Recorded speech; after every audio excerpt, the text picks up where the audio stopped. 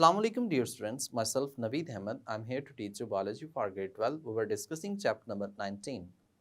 Dear students, topic is that development of chick. मतलब ये है कि हम कॉर्डेट्स हैं, हमें कॉर्डेट्स के मतलब ही ज़्यादा पढ़ना चाहिए।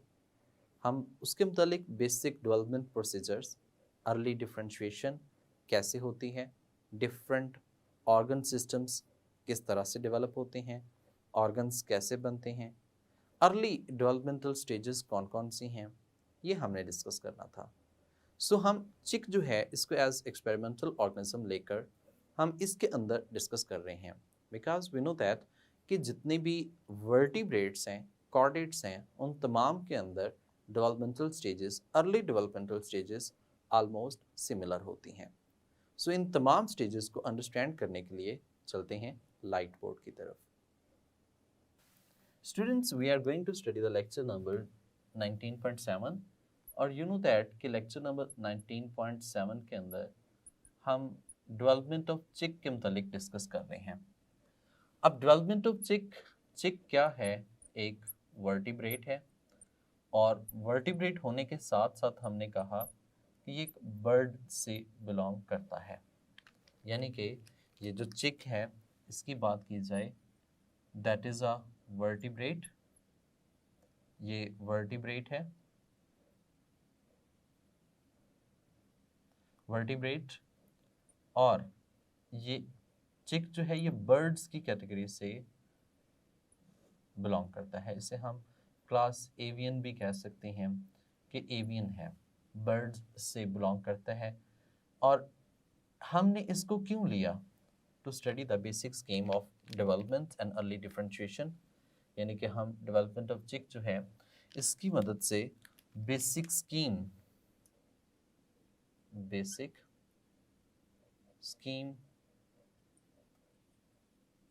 ऑफ डेवलपमेंट जो है, अर्ली डेवलपमेंट जो है वो लेंगे। Basic scheme of early development, आप ऐसे भी कह सकते हैं जो पहले पहले डेवलपमेंट होती है and the formation of body functions systems, formation of body functions का बनना। आप ऐसे भी कह सकते हैं इसमें अर्ली डिफरेंशिएशन का प्रोसेस समझने के लिए, क्योंकि बॉडी ऑर्गन्स का बनना, स्ट्रक्चर्स का बनना डिफरेंशिएशन कहलाता है। सो इस डिफरेंशिएशन के प्रोसेस को अंडरस्टैंड करने के लिए कि ये कैसे होता है, किस तरह से होता है, हम अर्ली डेवलपमेंट या ओवरऑल डेवलपमेंट जो है वो चिक के अंदर स्टडी करते हैं। ऐसा भी आप कह सकते हैं कि ये एक कॉर्डेट है, तो कॉर्डेट में दैट प्रोसेस इन कॉर्डेट्स की बात की जाए, ये process are the developmental stages जो होती हैं वो ऑलमोस्ट सिमिलर होती हैं। डेवलपमेंटल स्टेजेस कह सकते हैं या फिर प्रोसेस कह सकते हैं, that is common to all vertebrates. ये जो डेवलपमेंटल स्टेजेस होती हैं these are common to all organisms, ये तमाम वर्टिब्रेट्स के अंदर क्या है? कॉमन है। क्योंकि एवोल्यूशनरी पॉइंट ऑफ व्यू से देखा जाए तो ये जितने भी वर्टिब्रेट्स हैं ये सारे के सारे किसी एक ओरिजिन से इवॉल्व हुए हैं।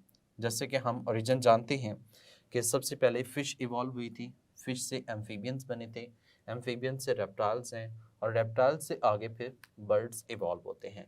तो सेम एज इट इज़ यहाँ पे कॉर्डेट्स के अंदर जो डेवलपमेंटल प्रोसेसेस हैं that is common to all, ये तमाम के अंदर कॉमन होते हैं। अब इन प्रोसेसेस को हमने वन बाय वन जो है वो डिस्कस कर रहे होते हैं।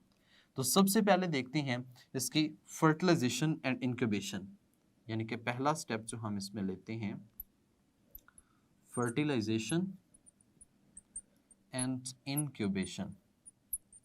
ये एक फर्स्ट स्टेप है डेवलपमेंट ऑफ चिक के अंदर। देखिए स्टूडेंट, फर्टिलाइजेशन में हम ये बात जानते हैं कि एक एग और स्पर्म आपस में फ्यूज होकर एक सेल बनाते हैं जिसे हम जाइगोट कहते हैं। तो यहाँ पे भी बिल्कुल ऐसा ही होता है कि एक एग और एक स्पर्म जो है ये मिलकर क्या बनाते हैं? एक फर्टिलाइज्ड एग बना देते हैं। या जिसे हम जाइगोट भी कह सकते हैं, fertilised egg, and that fertilised egg जो है उसे हमने यॉक के नाम से मेंशन किया। अब जो फर्टिलाइजेशन है बर्ड्स के अंदर, फर्टिलाइजेशन ये कैसे होती है? तो फर्टिलाइजेशन जो है ये इंटरनल होती है। इंटरनल का मतलब बॉडी के इनसाइड होगी। एक हमने कहा कि फर्टिलाइजेशन कैसी है, इंटरनल है। ये बिल्कुल उसी वक्त होगी जस्ट ही हम कहते हैं कि as ovum enter into oviduct, ovum enter into oviduct, जैसे ही ओवम ओविडक्ट के अंदर एंटर होगा फर्टिलाइजेशन हो जाएगी। उसके बाद फिर हम ये कहते हैं कि इसमें सेवरल लेयर्स जो हैं वो इसके ऊपर मौजूद होती हैं, सेवरल लेयर्स जो हैं वो इसके ऊपर मौजूद होती हैं। ये जो सेवरल लेयर्स और मेम्ब्रेन्स मौजूद होती हैं, these are secreted by glands. इनमें से कुछ ग्लैंड्स जो हैं वो क्या कर रहे होते हैं, सीक्रेट कर रहे होते हैं। जैसे ही ovum pass into, ovum passes और उसमें से गुजरता है, पासेस फ्रॉम ओविडक्ट, ओविडक्ट से गुजरता है। उनमें से एक लेयर जो है वो शेल ग्लैंड की भी होती है। हम यहाँ पे ये भी कहते हैं कि एक लेयर जो है वो शेल ग्लैंड जो है वो भी ऐड करते हैं। अब ये जो शेल ग्लैंड होते हैं, दे सिक्रीट शेल, ये क्या सिक्रीट करते हैं, शेल सिक्रीट करते हैं। यानी कि as ovum pass into the oviduct, जैसे ही ओविडक्ट से पास आउट होता है ओवम यानी गुजर रहा होता है, उसी दौरान ये शेल सिक्रीट करने में इन्वॉल्व होते हैं। शेल सिक्रीटेड कह सकते हैं या रिलीज कह सकते हैं। ये formed as ovum pass from oviduct, as ovum ovum pass from oviduct.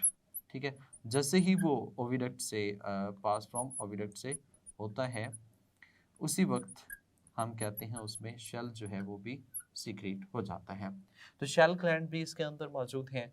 जैसे ही मतलब डेवलपमेंट आगे ये गुजरेंगे, उसी के अंदर फर्टिलाइज्ड एग जो है, जिसे हमने यॉक का नाम दिया है, ये गुजरेगा तो इसके अराउंड ये शेल जो है ये बन जाएगा। अब सेकेंड पॉइंट है इंक्यूबेशन। देखिए, इंक्यूबेशन का मतलब ये होता है कि एक ऐसा प्रोसेस जिसमें हमने उनको एक ऑप्टिमम टेम्परेचर प्रोवाइड करना है। क्या प्रोवाइड करना है, ऑप्टिमम टेम्परेचर प्रोवाइड करना है। और ये ऑप्टिमम टेम्परेचर जो है that is for their growth, यानी कि उनकी जो नॉर्मल ग्रोथ है उसके लिए optimum temperature will be provided with the help of incubation. अब देखिए, नेचुरल इन्वायरमेंट में इंक्यूबेशन जो है वो हम कहते हैं मदर की बॉडी से आता है। यानी कि मदर बॉडी जो होती है उसका जितना भी टेम्परेचर होता है that is necessary to maintain, यही उसका क्या होता है, ऑप्टिमम टेम्परेचर होता है। और ये नेसेसरी है उसकी ग्रोथ के लिए, डेवलपमेंट के लिए। और यू नो दैट के जो बर्ड्स हैं, बर्ड्स एंडोथर्मिक होती हैं, और एंडोथर्मिक होने की वजह से उनका टेम्परेचर, नॉर्मल टेम्परेचर जो होगा वो अराउंड नॉर्मल 37 डिग्री सेल्सियस तक के अराउंड होता है। अब ये मदर्स बॉडी के अराउंड होता है। तो हम यहाँ पे कहते हैं एज एग लेड, जैसे ही अंडा दिया जाता है, मतलब कि यहाँ से रिलीज होता है, उसके अंदर डेवलपमेंट सीज हो जाती है। डेवलपमेंट सीज करने का मतलब ये है कि डेवलपमेंट स्टॉप हो जाती है, और उस वक्त तक स्टॉप होती है until the temperature is maintained as of the mother's body, until temperature, या आप ऐसे कह सकते हैं कि until optimum temperature is given, optimum temperature reach, उस वक्त तक उसके अंदर जो ग्रोथ है, एग के अंदर जो ग्रोथ हो रही होती है उसको स्टॉप कर लिया जाता है। अब ये जो ऑप्टिमम टेम्परेचर है इसको कैसे प्रोवाइड किया जाता है, तो इसको प्रोवाइड करने के लिए एक आर्टिफिशियल मेथड है, आर्टिफिशियल तरीक़ेकार है। एंड दैट आर्टिफिशियल मेथड या आर्टिफिशियल तरीक़ेकार हम एक मशीन से लेते हैं, और that machine is just like, जैसे ओवन होता है इस तरह की मशीन होती है। And that machine is known as incubator, उस मशीन को हम इनक्यूबेटर कहते हैं। जैसे कि आप डायग्राम में देख भी रहे हैं, ये एक मशीन सी बनी हुई है। इस मशीन के अंदर डिफरेंट स्लॉट्स बनी हुई हैं, उनके अंदर हम अंडे को रखते हैं, और रखने के बाद वहाँ पे वाटर भी रखते हैं ताकि उसको मॉइस्चर मिले। एयर फैन भी लगा होता है, और वो फिल्टर्ड एयर को जो है वो अंदर की तरफ पंप कर रहा होता है। तो इस तरह से ये इंक्यूबेटर एक ओवन लाइक मशीन होती है जो कि आर्टिफिशियल तरीक़ेकार से ऑप्टिमम टेम्परेचर मेंटेन करने में इन्वॉल्व होती है। आप इसमें टाइम ड्यूरेशन भी लगा सकते हैं और इसके अंदर हम एक अपनी मर्जी का टेम्परेचर जो है वो भी सेट कर लेते हैं। तो इस इनक्यूबेटर में टेम्परेचर जो सेट किया जाता है वो तकरीबन 36 degree Celsius to 38 degree Celsius तक मेंटेन किया जाता है, यानी कि एक रेंज होती है और इसका अगर एवरेज निकालें तो that is optimum temperature around 37 degree Celsius के अराउंड होता है। अब देखिए, जब आप उसे इंक्यूबेटर में रख देंगे, एक आर्टिफिशियल टेम्परेचर प्रोवाइड कर रहे हैं, तो उसके बाद फिर 21st डेज पर यानी कि 21वें दिन के बाद या 21वें दिन के ऊपर उसमें हेचिंग होती है। हेचिंग होने का मतलब ये है कि उसमें प्रॉपरली छोटे चिकन जो होते हैं यानी कि बच्चे जो हैं वो निकल आते हैं। तो 21st डे जो है वो इसका आप ऐसे कह सकते हैं जेस्टेशन पीरियड, या फिर ऐसे कहा जा सकता है कि इनके डेवलपमेंट के लिए 21st डेज जो है यानी कि 21 दिन चाहिए होते हैं और एक पूरी हेचिंग जो है वो हो जाती है। अभी हम स्टडी कर रहे हैं डेवलपमेंट ऑफ चिक। इसमें हमने वर्टिब्रेट कहा, ये बर्ड्स एवियन है, और हम क्यों स्टडी करते हैं to understand the basic scheme of early development, early differentiation or the formation of the body functions or the body systems। body systems ये functions किस तरह से बनते हैं उनकी formation करने के लिए। और उसके बाद फिर coordinates में देखा जाए तो जितने भी developmental stages processes होते हैं, ये सारे developmental stages processes हैं तमाम vertebrates में common है, क्योंकि इनका evolutionary point of view से देखा जाए तो common होते हैं। पहला स्टेप जो इसमें आता है that is fertilisation and incubation. Fertilisation आप जानते हैं फ्यूजन ऑफ गैमेट्स को कहते हैं, जिसमें एग और स्पर्म्स फ्यूज होते हैं और ये फर्टिलाइज्ड एग यॉक जो है वो इसमें बनता है। फर्टिलाइजेशन इनकी बॉडी के अंदर होती है। ओवम जैसे ही एंटर होता है ओविडक्ट के अंदर फर्टिलाइजेशन होती है। इसके अराउंड सेवरल लेयर्स ग्लैंड्स की मदद से सीक्रेट होती हैं। उनमें एक शेल ग्लैंड है जो कि शेल सीक्रेट करता है, और ये जो सेल सीक्रेटेड होता है ये इस शेल ग्लैंड से होते हैं, और ओवम जैसे ही पास आउट होगा यानी कि उसमें से गुजर रहा होगा ओविडक्ट में, तो इनके अराउंड शेल बन जाएगा। तो जैसे ही एग लेड डाउन होता है यानी कि दुनिया में एयर में आता है तो उसके अराउंड एक हार्ड शेल जो है वो मौजूद होता है। अब नेक्स्ट पॉइंट है इंक्यूबेशन। देखिए स्टूडेंट, इंक्यूबेशन का मतलब ये होता है कि इनको ऑप्टिमम टेम्परेचर चाहिए अपनी ग्रोथ के लिए, डेवलपमेंट के लिए। तो अगर तो ऑप्टिमम टेम्परेचर नहीं होगा तो ये ग्रोथ नहीं करेंगे, और मदर बॉडी का टेम्परेचर जो ऑलमोस्ट होता है वो 37 डिग्री सेल्सियस होता है और अराउंड इतना ही चाहिए होता है। और यहाँ पे नेचुरल इन्वायरमेंट में देखा जाए तो मदर बॉडी जो होती है वो अंडों के ऊपर बैठती है ताकि बॉडी टेम्परेचर प्रोवाइड किया जा सके। जैसे टेम्परेचर नॉर्मल होता है उसमें डेवलपमेंट स्टार्ट हो जाती है। तो यहाँ से ये ऐसे एग जैसे दिया जाएगा तो उसमें डेवलपमेंट सीज हो जाती है until optimum temperature is maintain. तो आर्टिफिशियल तरीके से एक मशीन है जिसका नाम इंक्यूबेटर है, जिसके अंदर हम 36 degree Celsius to 38 degree Celsius तक टेम्परेचर मेंटेन करते हैं और 21st डे पर हेचिंग हो जाती है। अच्छा, यहाँ पे अब हमने बेसिक स्टेप्स को डिस्कस करना है कि डेवलपमेंट कैसे होती है। यू नो दैट कि सबसे पहला जो स्टेप था कि इवेंट्स के अंदर वो गैमेट्स फॉर्मेशन, और दूसरा जो था वो फर्टिलाइजेशन था। अब तीसरा स्टेप स्टार्ट होता है जिसको हम क्लीवेज के नाम से मेंशन करेंगे। तो यहाँ पे अगर देखा जाए तो थर्ड पॉइंट जो होगा वो क्लीवेज है। तो उसको समझने के लिए देखते हैं नेक्स्ट लाइट बोर्ड को। Student, we are discussing about the development of chick. और डेवलपमेंट चिक में हमने फर्स्ट स्टेप को डिस्कस किया, that was fertilisation and incubation. यानी कि इसमें फर्टिलाइजेशन जो है वो इंटरनल होती है और उसके बाद फिर हम इसको इनक्यूबेट करते हैं, और जैसे ही इनक्यूबेट करते हैं तो इसमें डेवलपमेंट होना स्टार्ट हो जाती है। अब पहला स्टेप जो फर्टिलाइज्ड एग में होगा दैट इज क्लीवेज, और लफ्ज क्लीवेज का मतलब है माइटोटिक डिवीजन। आप ऐसे भी कह सकते हैं कट लगना, एक कट को हम डिवीजन को क्लीवेज कहते हैं। तो हम यहाँ पे ये कह रहे हैं कि फौरी जैसे ही फर्टिलाइजेशन होती है, आफ्टर फर्टिलाइजेशन यानी कि आफ्टर फर्टिलाइजेशन उसके फौरी बाद इसमें रिपीटेड माइटोटिक डिवीजन होना शुरू हो जाती है। रिपीटेड माइटोटिक डिवीजन्स होना शुरू हो जाती हैं। तो ये माइटोटिक डिवीजन्स जो होती हैं इस ही को हम किस नाम से जानते हैं? क्लीवेज के नाम से जानते हैं। अब देखिए, ये जो माइटोटिक डिवीजन्स हैं इनसे नंबर ऑफ सेल्स इंक्रीज हो रहे होते हैं। नंबर ऑफ सेल्स जो हैं वो क्या हो रहे हैं? इंक्रीज हो रही हैं, but not the size of the cell. But reducing, या आप ऐसे कह सकते हैं बट साइज ऑफ सेल जो है वो इंक्रीज नहीं हो रहा, बट साइज ऑफ सेल आप ऐसे कह सकते हैं डिक्रीज हो रहा होता है।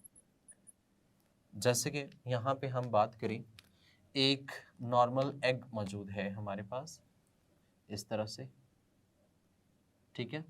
अब इस एग का एक पोल जो है वो एनिमल पोल कहलाता है और एक पोल जो है वो वेजिटल पोल कहलाता है।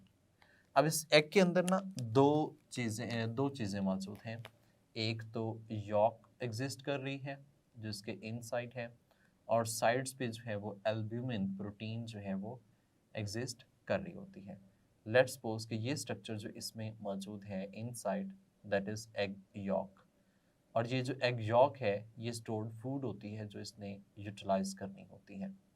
तो फिर डेवलपमेंट कहाँ से स्टार्ट होती है, और ये प्रोटीन है साइड्स पे जो इसने यूटिलाइज करनी है। तो यहाँ पे हमने कहा कि that is egg yolk, fertilised egg भी हमसे कहते हैं, और जो साइड्स पे मौजूद हैं that is albumin. Albumin you know that एक प्रोटीन है, और ये जो आउटर स्केल है और आउटर कवरिंग है दैट इज शेल। ये जो है ऊपर जो होगा मौजूद इसमें शेल होगा, और ये प्रोटीन जो है वो सारी इस रीजन में मौजूद होती है जिसको हमने एल्ब्यूमिन का नाम दिया है। क्वेश्चन इज दैट तो फिर डेवलपमेंट कहाँ से स्टार्ट होती है।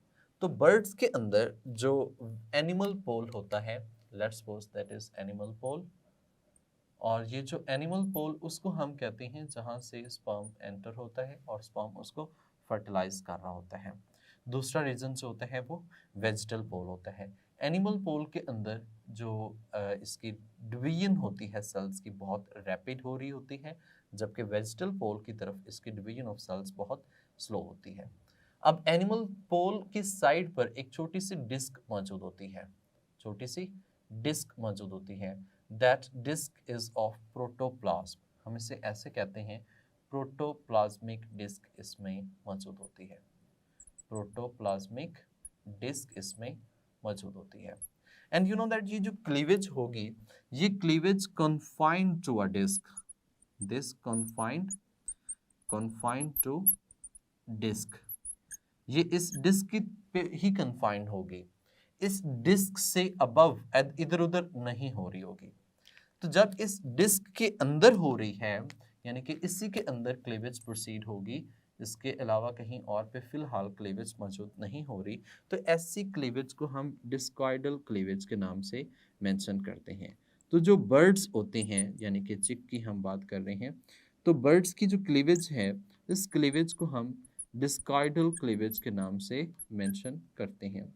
और ये डिस्कॉइडल क्लीवेज जो है बर्ड्स में होती है, और ये क्लीवेज सिर्फ एक डिस्क से ही स्टार्ट हो रही होती है। सो ये एक एमसीक्यू के अंदर बहुत इंपॉर्टेंटली पूछा जाता है।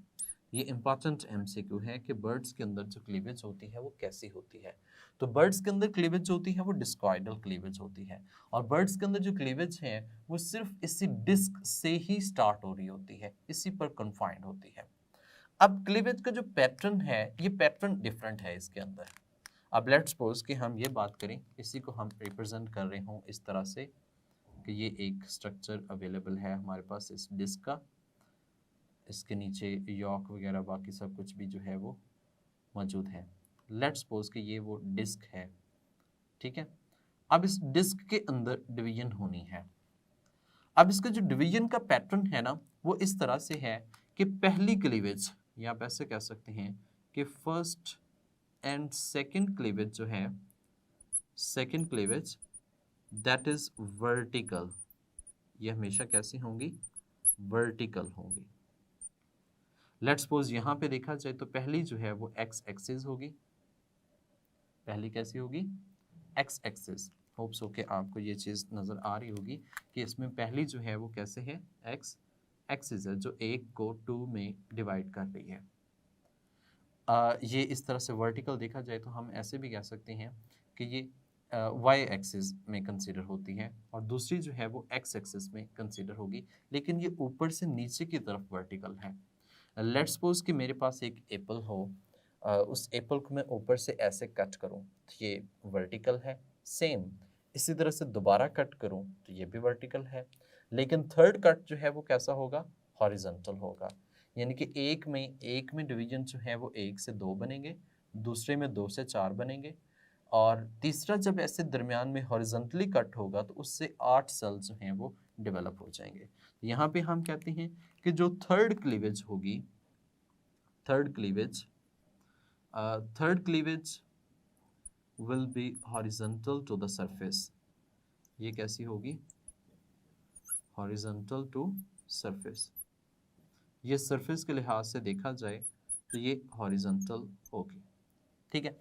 अब जब ये थर्ड हॉरिजॉन्टल होगी तो इसमें हम कहते हैं फर्स्ट में 1 से 2 सेल्स बने थे, 2 से फिर 4 सेल्स बनेंगे। जब इसमें डिवीजन होगी तो टोटल सेल्स कितने बन जाएंगे, 8 सेल्स जो हैं वो डेवलप हो जाएंगे।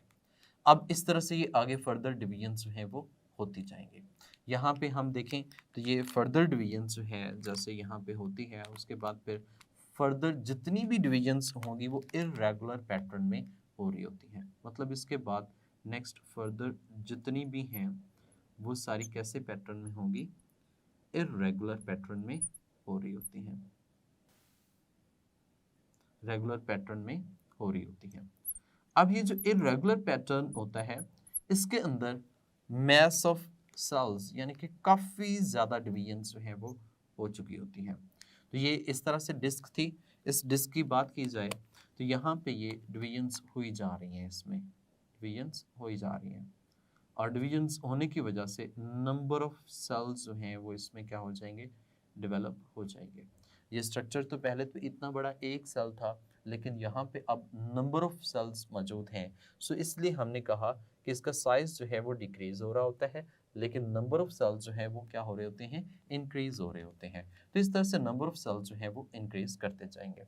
अब ये जो थर्ड क्लीवेज होती है, हॉरिजॉन्टल क्लीवेज, ये हम कह सकते हैं that will cut the cytoplasm too. ये साइटोप्लाज्म को भी क्या करती है, कट करती है। आप ऐसे भी कह सकते हैं थ्रू साइटोप्लाज्म, ये साइटोप्लाज्म के थ्रू जो है वो हो रही होती है। तो जिस तरह से क्लीवेज होती जाएगी the cells are going to be separated from the yolk. यहाँ पे हम कहते हैं जो सेल्स हैं वो कहाँ से सेपरेट हो जाएंगे, यॉक से सेपरेट हो जाएंगे। तो अल्टीमेटली हम कहते हैं जो सेल्स हैं these are that will be separated from, ये यॉक से क्या हो जाएंगे, सेपरेट हो जाएंगे, सेपरेटेड फ्रॉम यॉक। जैसे कि मैंने यहाँ पे बात की कि इसी के अंदर क्लीवेज होगी, यहाँ पे मल्टीपल नंबर ऑफ सेल्स जो है वो बन जाएंगे। अब जब ये सेल्स बन जाएंगे तो ये यॉक से थोड़ा सा ऊपर उठ जाएंगे। जैसे ही यॉक से ऊपर उठ जाएंगे नीचे जो है वो एक स्पेस बन जाती है। अच्छा, इस स्टेज के बाद नेक्स्ट स्टेज जो आती है उसे हम मोरूला स्टेज के नाम से मेंशन कर रहे होते हैं। तो नेक्स्ट स्टेज जो है वो कौन सी है, मोरूला स्टेज जो है वो इसमें आ जाती है। डियर स्टूडेंट, मोरूला स्टेज जो इसमें आ चुकी है, इसके अंदर क्या है कि सेल्स जो इससे सेपरेट हो चुके हैं, लेकिन यहाँ पे अगर देखा जाए तो काफ़ी ज़्यादा सेल्स हैं। तो इसको प्रॉपरली इसकी करेक्टराइज हम करते हैं, that is characterised by closely mass of packed cells, closely packed mass of cells कह सकते हैं, mass of cells, and that is very short lived stage। ये बहुत ही short lived stage होती है, और इसके दौरान जो सेल्स होते हैं, सेल्स अरेंज होते हैं, सेल्स अरेंज्ड होकर स्पेसिफिक हम कहते हैं लेयर्स बना देते हैं, और इन लेयर्स को हम ब्लास्टोडर्म के नाम से मेंशन करते हैं। यानी कि यहाँ पे जो सेल्स हैं वो अरेंज्ड होती हैं, अरेंज्ड किस फॉर्म में होते हैं, लेयर्स की फॉर्म में होते हैं, और लेयर्स होती हैं ये क्या बना देती हैं, ब्लास्टोडर्म बना देती हैं। अब अगर इस तरह से मैं डिज़ाइन करूँ कि ये यॉक है, दिस वन, ये यॉक वाला रीजन है, यॉक, इसके ऊपर जो हैं सेल्स मौजूद हैं, ये सेल जो यहाँ पे basically closely mass of cells मौजूद हैं। तो इन सेल्स की अरेंजमेंट कुछ ऐसे है, ये जो सेल्स दरमियान में हैं ये प्रॉपरली क्लियरली डिफाइंड है, लेकिन जो इसके साइड्स वाले सेल्स यहाँ पे मौजूद होते हैं, दीज आर एलोंगेटेड, ये लार्जर होते हैं और थोड़े से फ्लैटेंड होते हैं। तो इस तरह से सेल जो साइड्स पे हैं वो तो फ्लैटन और लार्जर हैं, लेकिन दरमियान वाले सेल जो होते हैं ये कन्फाइंड और स्मॉलर मौजूद होते हैं। तो इस तरह से ये लेयर्स जो हैं वो इसके अंदर बनना शुरू हो जाती हैं और ये यॉर्क से थोड़ा सा सेपरेट जो है वो मौजूद होती हैं। तो ये जो लेयर्स हैं इनको हमने क्या नाम दिया, ब्लास्टोडर्म। इन ब्लास्टोडर्म की खासियत ये है कि इसके जो सेंटर है, यानी कि इसका जो सेंट्रल पोर्शन है, सेंट्रल पार्ट है, सेंट्रल पार्ट पर सेल्स जो हैं वो कैसे हैं, cells smaller and clearly defined होते हैं, स्मॉल एंड क्लियरली डिफाइंड मौजूद होते हैं, यानी कि प्रॉपरली क्लियर मौजूद हैं। लेकिन इसके ये जो पेरिफेरल साइड्स होती हैं, यानी कि जो इसके साइड्स पे मौजूद होता है पेरिफेरल साइड्स, पेरिफेरल पार्ट की तरफ देखा जाए या पेरिफेरल साइड्स में देखा जाए तो इसमें जो सेल्स होते हैं वो सेल्स थोड़े से लार्जर होते हैं, मतलब साइज में बड़े होते हैं, और हम कहते हैं फ्लैटेंड होते हैं, मतलब को थोड़े से हमवार लाइक इस तरह से आप कह सकते हैं, फ्लैटेंड होते हैं। तो यहाँ पे ये स्टेज जो है जो कि closely packed mass of cells पर मुश्तमिल होती है, that is known as morula. इस मोरूला के अंदर सेल्स अरेंज्ड होते हैं और अरेंज होकर ब्लास्टोडर्म बनाते हैं। और इस ब्लास्टोडर्म की खासियत ये है कि पेरिफेरल सेल्स होते हैं, ये जो पेरिफेरल सेल्स मौजूद होते हैं ये लार्जर एंड फ्लैटन होते हैं, और जो सेंट्रल सेल्स होते हैं वो स्मॉल एंड डिफाइंड क्लियर किस्म के सेल्स जो हैं वो इसमें एग्जिस्ट कर रहे हैं। तो ओवरऑल देखा जाए तो यहाँ पे हमने सेकेंड स्टेप जो कि क्लीवेज था उसको डिस्कस किया, जिसमें माइटोटिक डिवीजन्स होती हैं, नंबर ऑफ सेल्स इंक्रीज कर जाते हैं बट साइज जो है वो डिक्रीज होता जाता है। ये डिस्काइडल क्लीवेज बर्ड्स में होती हैं। ये एक प्रोटोप्लाज्मिक डिस्क पर कन्फाइंड होती है, जिसकी वजह से हमने इसको डिस्काइडल क्लीवेज के नाम से मेंशन किया। और फर्दर आगे इसकी जो फर्स्ट एंड सेकंड होती है वो वर्टिकल है, that is also important MCQ. ये भी एमसीक्यू में आता है कि किस तरह से कैसी क्लीवेज, कौन सी क्लीवेज जो है वर्टिकल है और कौन सी हॉरिजॉन्टल है। फर्दर जितनी भी होंगी वो इर्रेगुलर पैटर्न में चल रही होती हैं। इसमें जो सेल्स हैं वो इस यॉर्क से सेपरेट हो जाते हैं और अंडरनीथ यानी कि साइटोप्लाज्म के ऊपर जो है वो सेल्स इकट्ठे हो जाते हैं। मरूला जो है ये closely packed mass of cells पर मुश्तमिल होते हैं, that is a very short lived stage होती है। इसमें सेल्स ब्लास्टोडर्म में अरेंज्ड हो जाते हैं, लेयर्स में अरेंज्ड हो जाते हैं, जिसके पेरिफेरल साइड्स पर लार्जर फ्लैटेंड और सेंट्रल साइड्स पर सेल स्मॉल एंड डिफाइंड होते हैं। इससे नेक्स्ट हमारे पास जो है वो क्लीवेज के बाद मोरूला, मोरूला के बाद ब्लास्टुला एंड गैस्ट्रुलेशन स्टेज है। Student, we were discussing about development of chick, जिसमें हमने फर्टिलाइजेशन इंक्यूबेशन को डिस्कस किया, क्लीवेज को डिस्कस किया, मोरूला स्टेज को डिस्कस किया। नेक्स्ट स्टेज जो आती है दैट इज ब्लास्टुला स्टेज, यानी कि नेक्स्ट हमारे पास जो स्टेज आएगी वो है ब्लास्टुला स्टेज। ये जो ब्लास्टुला स्टेज है ये मोरूला से नेक्स्ट है। इसी में ही वो बात की गई है कि मोरूला स्टेज जो है वो बहुत ही शॉर्ट लिव्ड होती है। शॉर्ट लिव्ड मतलब थोड़े से टाइम के लिए होती है और फौरी जो होती है वो कन्वर्ट हो जाती है ब्लास्टुला में। और हमने ये बात भी डिस्कस की थी कि मोरूला में कुछ लेयर्स डेवलप हो रही होती हैं, यानी कि सेल्स अरेंज्ड होती हैं जिनको हमने ब्लास्टोमर के नाम से मेंशन किया, कि वो जो सेल अरेंज होते हैं जिनको हमने ब्लास्टोमर के नाम से मेंशन किया, फॉर्मिंग सेल्स के नाम से, ये अरेंज होकर 2 to 3 लेयर्स ऑफ सेल्स जो हैं वो बनाते हैं, थिकन्स हो रहे होते हैं एरिया। अब ये हमने मोरूला में ही बताया था। अभी हम कहते हैं कि जो ब्लास्टुला स्टेज है इसमें स्पेसिफाइड एक कैविटी बनती है जिसको हम सेगमेंटेशन कैविटी कहते हैं। ब्लास्टुला स्टेज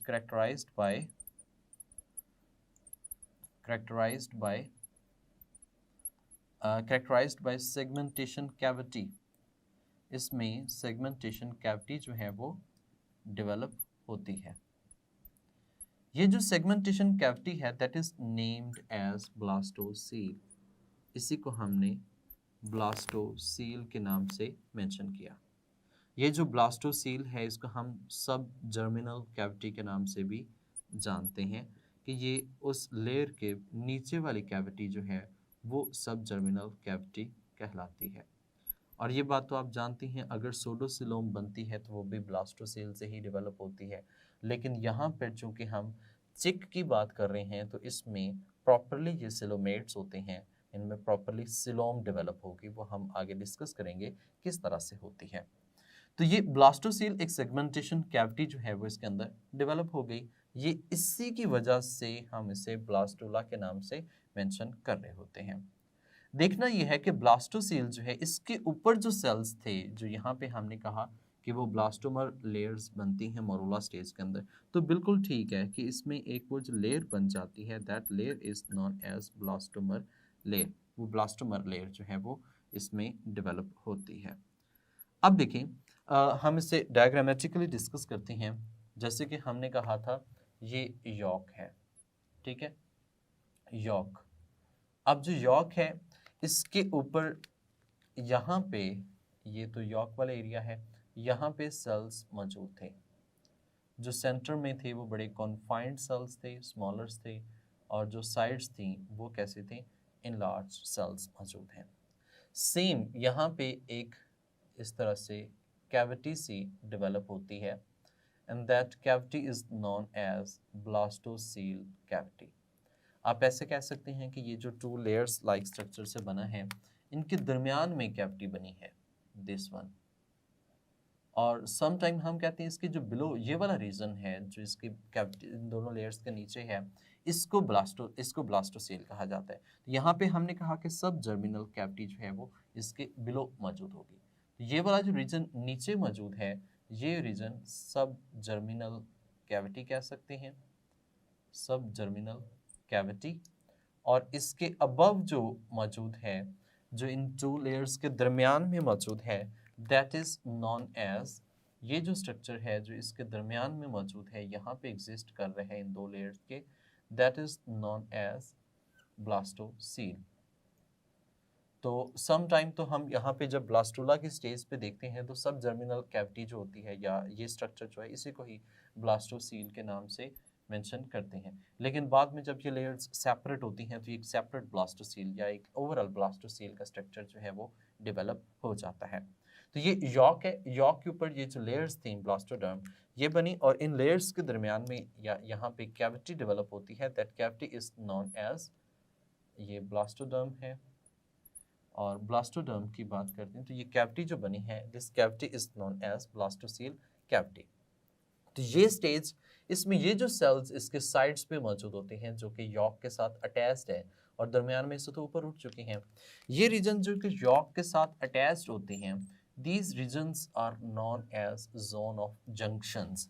तो इन रीजन्स को हम जोन ऑफ जंक्शंस के नाम से मेंशन करते हैं, जोन ऑफ जंक्शंस, क्योंकि ये सेल्स के साथ, सेल्स जो है यॉक के साथ अटैच होते हैं। तो सेम एज इट इज इधर भी ये जोन ऑफ जंक्शन है, क्योंकि ये पेरिफेरल साइड्स पे, दोनों की पेरिफेरल साइड्स पे जो है ये एग्जिस्ट करते हैं।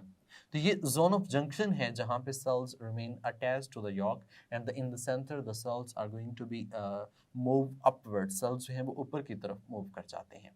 तो यहाँ तक हम ये कहते हैं ब्लास्टुला स्टेज जो है वो कंप्लीट हो जाती है। नेक्स्ट स्टेज स्टार्ट होती है, and that next stage is known as gastrulation. उसको हम गैस्ट्रोलेशन के नाम से मेंशन करते हैं। स्टूडेंट, जब गैस्ट्रोलेशन की बात आती है तो इसमें एक बात बहुत ही प्रोमिनेंट है, that is responsible to make germ layers. हम यहाँ पे कहते हैं कि जो गैस्ट्रोलेशन है इस ये रिस्पॉन्सिबल है कि इसमें जर्म लेयर्स जो हैं वो फॉर्मेशन होगी, जर्म लेयर्स फॉर्मेशन। और जर्म लेयर्स आप जानते हैं 3 तरह की होती हैं, और ये कौन कौन सी हैं जो कि बर्ड्स के अंदर डेवलप होंगी। एक एक्टोडर्म है जो सबसे बाहर होगी, और एक मेसोडर्म है जो दरमियान में होगी, और एक जो है वो एंडोडर्म है जो सबके इनसाइड जो है वो मौजूद होती, इनसाइड जो है वो मौजूद होती है।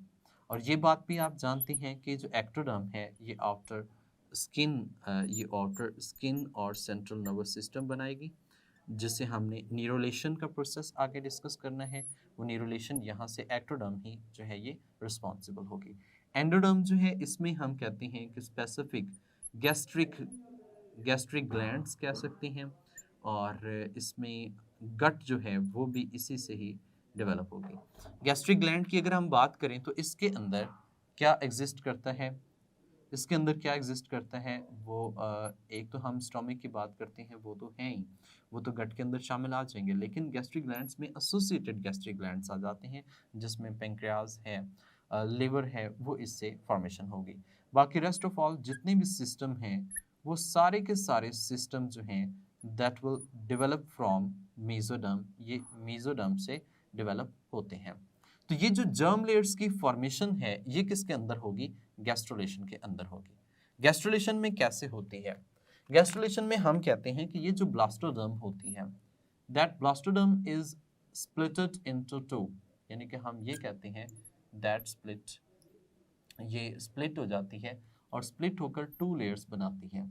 एक हम कहते हैं एपीब्लास्ट बनाएगी और दूसरी लेयर जो है वो क्या बनाती है? हाइपोब्लास्ट जो है वो बनाने में शामिल होती है। एक एपीब्लास्ट और दूसरी कौन सी है? हाइपोब्लास्ट। स्टूडेंट जो एपीब्लास्ट है ये आउटर रीजन पर एग्जिस्ट करती है, आउटर साइड पर होती है। सो एपीब्लास्ट की बात करें तो that is responsible for the formation of mesoderm and ectoderm, यानी कि यहाँ से दो स्ट्रक्चर्स डेवलप होंगे। एक हम कहते हैं मेसोडर्म और दूसरा क्या है? And ectoderm. ये किससे बनेगी? एपीब्लास्ट से बनेगी।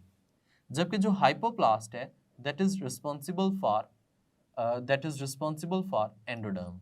इससे जो एंडोडर्म है वो कौन सी बनेगी? हाइपोब्लास्ट से बनेगी। तो ये बेसिकली गैस्ट्रोलेशन के अंदर यहाँ से ब्लास्टोडर्म जो होती है दैट इज स्प्लिट और ये ब्रेकडाउन होगी, टू लेयर्स बनाएगी, यानी कि एक हम कहते हैं अपर साइड पर लेयर बन जाएगी और एक साइड जो है वो इनर साइड पर लेयर बनेगी। इनर साइड पर, जो इनर साइड पर है that is responsible to make endoderm, जो आउटर साइड पर है epiblast that is responsible to make mesoderm and ectoderm. आप ऐसे कह सकते हैं कि that is presumptive to make mesoderm ectoderm. Presumptive का मतलब होता है कि आगे जाके इन्होंने कौन सा स्ट्रक्चर जो है वो डेवलप करना होता है। अच्छा देखिए नेक्स्ट, ये जो स्ट्रक्चर्स तो बन जाएंगे तो ये एरिया कुछ यहाँ पे ऐसे ही बनेगा। यहाँ पे भी हम इसको डायग्रामेटिकली देखते हैं कि इस तरह से ये यॉर्क थी, ये रीजन जो है वो यॉर्क का है। यॉर्क से अबव ये लेयर्स जो हैं वो प्रॉपरली क्लियरली डिफाइंड लेयर्स जो हैं वो डेवलप हो जाती हैं। इस तरह से एक ऊपर की तरफ लेयर मौजूद है और एक जो है वो नीचे की तरफ लेयर जो है वो मौजूद होती है। यहाँ पे ये रीजन्स हैं जहाँ पे अभी तक सेल्स इनके साथ अटैच्ड हैं। ये एक नीचे लेयर जो है वो मौजूद है। तो ये लेयर्स इस तरह से सेल्स इसमें एग्जिस्ट कर रहे होते हैं। अब देखिए जो अपर लेयर है, अपर वाली साइड पे है that is known as epiblast, इसे हमने एपीब्लास्ट के नाम से मेंशन किया। और जो नीचे वाली लेयर है लोअर साइड पर जो मौजूद होती है that is known as hypoblast, इसे हमने हाइपोब्लास्ट के नाम से मेंशन किया। अब एक बात याद रखिएगा, यहाँ पे ये लेयर्स तो मौजूद हैं लेकिन यहाँ पे कुछ फ्लूइड सा भर जाता है। ये एरिया जो बिलो द यॉर्क यानी कि इन स्ट्रक्चर के नीचे यहाँ पे ये एरिया जो है वो यॉर्क से फिल हो जाता है। यॉर्क से नहीं कह सकते, वो फ्लूइड से फिल हो जाता है। Sorry, this area is fluid filled area बन जाता है। फ्लूइड फिल्ड एरिया बन जाता है। ये जो फ्लूइड फिल्ड एरिया होता है ये दो तरह के एरियाज बनाने में इन्वॉल्व होता है। यहाँ पे हम कहते हैं एक एरिया जो इससे डेवलप होगा वो एरिया ऑफ पेलुसिडा होगा और दूसरा एरिया जो है वो एरिया ऑफ ओपेका होगा। ठीक है, यहाँ पे हमने कहा एक एरिया जो है एरिया ऑफ पेलुसिडा और एक जो है वो एरिया ऑफ ओपेका इसमें बन जाएगा, ओपेका। ठीक है, ये दो स्ट्रक्चर जो हैं वो इसमें अपीयर होते हैं।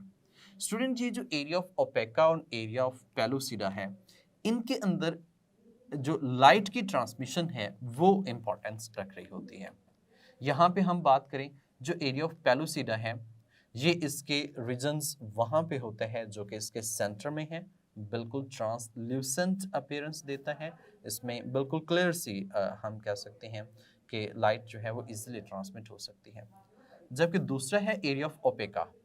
एरिया ऑफ ओपेका की बात करें तो ये रीजन जो है वो इसके पेरिफेरल साइड्स पे एग्जिस्ट करेगा और पेरिफेरल साइड्स पे जो एग्जिस्टेंस होती है वहाँ पे ये ऐसी अपीयरेंस होता है कि लाइट वहाँ पे ट्रांसमिट हो रही होती है। तो ये रीजन्स दो जो हैं वो एरिया ऑफ पेलुसिडा और दूसरा जो है वो एरिया ऑफ ओपेका जो है ये मौजूद होते हैं। सो ओवरऑल यहाँ पे इस लेक्चर को कंक्लूड किया जाए तो हमने यहाँ पे ये पढ़ा है, पहले फर्टिलाइजेशन होती है उसको हम इनक्यूबेट करते हैं, उसमें क्लेवेज होती है, छोटे छोटे सेल्स बनते हैं मोरूला, मरूला के बाद ब्लास्टूला है, और ब्लास्टूला के बाद फौरी जो है वो आगे गैस्ट्रुलेशन का प्रोसेस होता है। गैस्ट्रुलेशन में ये तीनों लेयर्स डेवलप होती हैं। अब फर्दर जो है इसके अंदर डेवलप जो होगी वो मीजोडर्म और नोटोकॉर्ड है, ये देखेंगे किस तरह से डेवलप होती है।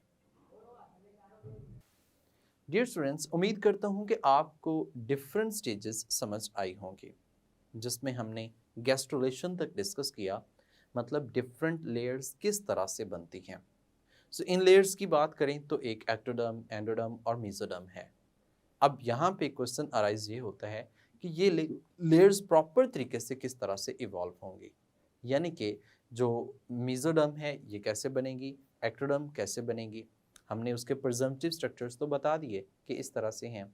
तो फर्दर जो नेक्स्ट लेक्चर होगा उसमें हम डिस्कस करेंगे कि नोटोकॉर्ड एक स्ट्रक्चर है और मीजोडर्म ये किस तरह से डेवलप होते हैं, सेल्स कहाँ से कैसे माइग्रेट करते हैं। लेकिन आज के लेसन में देखा जाए तो एज लॉन्ग क्वेश्चन के पॉइंट ऑफ व्यू से ये डेवलपमेंट ऑफ चिक हो सकता है, बट फर्दर शॉर्ट क्वेश्चन और एमसीक्यूज इसमें काफ़ी ज़्यादा बन सकते हैं। शॉर्ट क्वेश्चंस लाइक दैट ये पूछा जा सकता है, what do you mean by cleavage, what is morula stage in development of चिक, व्हाट इज ब्लास्टुलेशन, ब्लास्टुलेशन यानी कि ब्लास्टुला स्टेज कैसे होती है, किस तरह से है, व्हाट आर की events taking place in occurring in gastrulation. ये सिंपल शॉर्ट क्वेश्चन हो सकते हैं। एमसीक्यूज तो इसमें पॉसिबल हैं, लाइक क्लीवेज में हमने डिस्कस किया, और बाकी जो इवेंट्स हैं उनमें भी एमसीक्यू हो सकते हैं। सो नेक्स्ट लेक्चर के लिए हम चलेंगे नेक्स्ट लेक्चर में। तब तक के लिए अपना ख्याल रखिएगा। अल्लाह हाफिज़।